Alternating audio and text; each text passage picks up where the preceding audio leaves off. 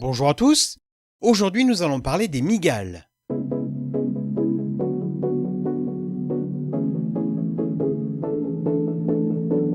Les mygales font partie des araignées les plus connues, parfois les plus effrayantes ou au contraire les plus passionnantes.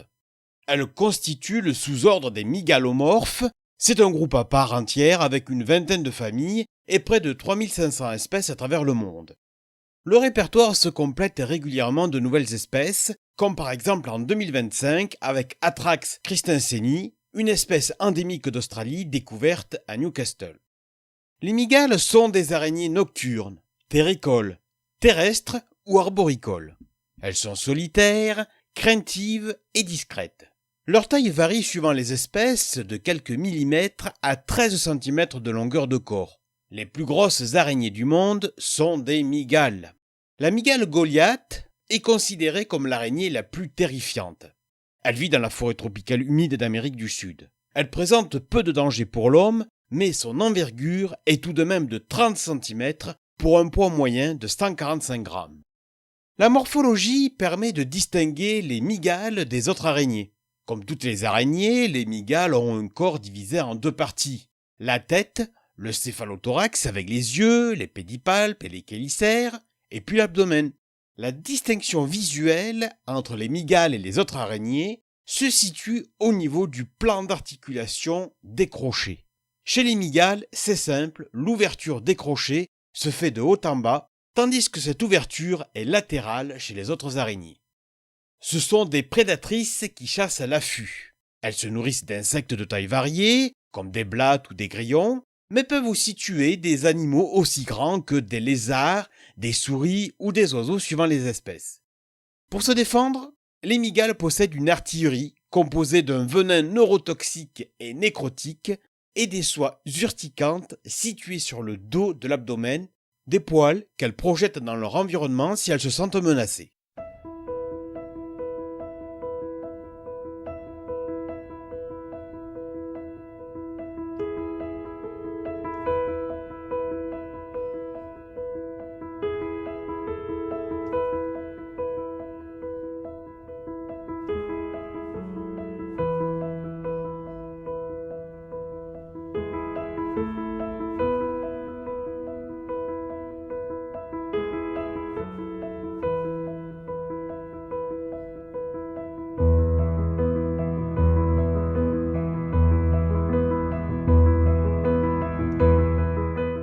Dans l'imaginaire collectif, la mygale est une énorme araignée dangereuse qui vit dans les forêts tropicales.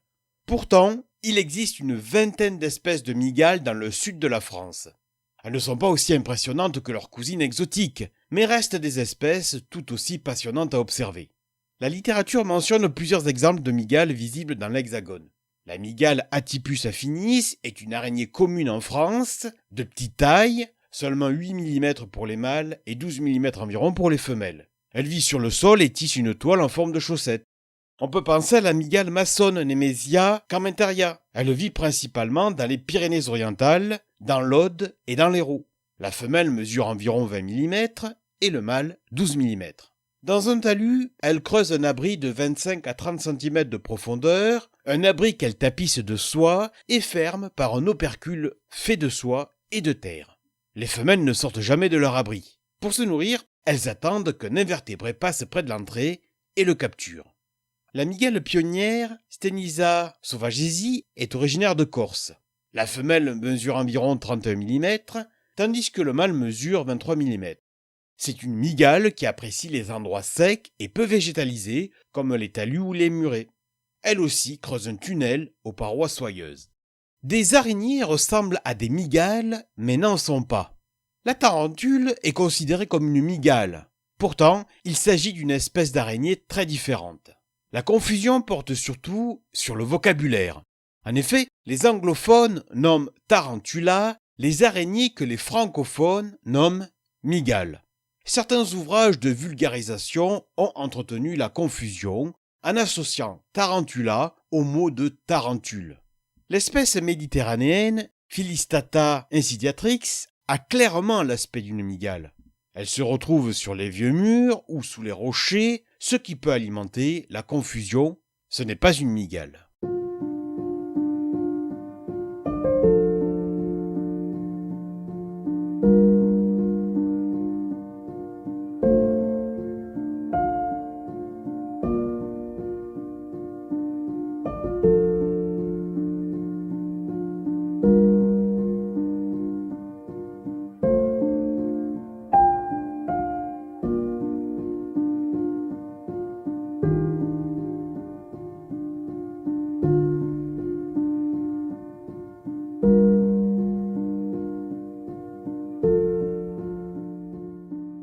Dans la toile d'araignée, avec Aurélien Hosset.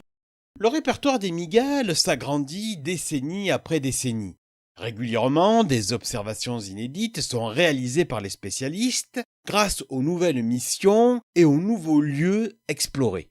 Parmi les découvertes récentes, nous pouvons mentionner Poecilotheria rajaei, une jolie mygale sri-lankaise de 20 cm, découverte en 2013, ou encore Psamopoeus chronoarachne, une mygale découverte en Équateur en 2023.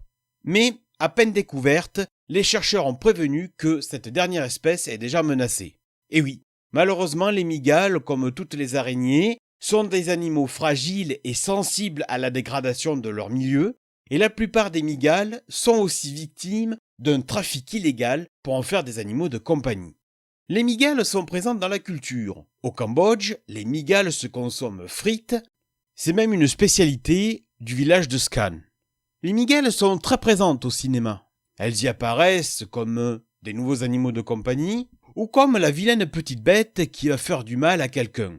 Dans le film Tarantula de Jack Arnold, un film sorti sur nos écrans en 1955, une mygale géante effraie les populations. Contrairement aux idées reçues, les mygales ne se nourrissent pas de sang et toutes les morsures de mygales ne sont pas dangereuses pour l'homme. Les mygales présentes en France métropolitaine, telles que les mygales à chaussettes européennes, ne présentent aucun danger. En revanche, oui, à travers le monde, une mygale est particulièrement dangereuse. En Australie, essentiellement en zone périurbaine de Sydney, vit la mygale Atrax robustus. Il s'agit de la seule mygale réellement connue comme dangereuse. La taille ne fait pas la dangerosité. Elle mesure près de 6 cm. 13 morts lui ont été attribuées entre 1927 et 1980. Depuis, grâce au sérum antivenimeux mis au point dans les années 80, plus aucun décès n'a été répertorié. En Amérique du Sud se rencontre la mygale Theraphosa blondi, l'une des grandes espèces de mygales. Son venin est neurotoxique, mais il est peu actif sur l'homme. Néanmoins, la taille et la force de ses crochets provoquent une douleur vive en cas de morsure. Ainsi se termine cet épisode sur les mygales. Lors de notre prochain épisode, nous resterons sur cette thématique et nous parlerons plus précisément de l'élevage des mygales. À bientôt!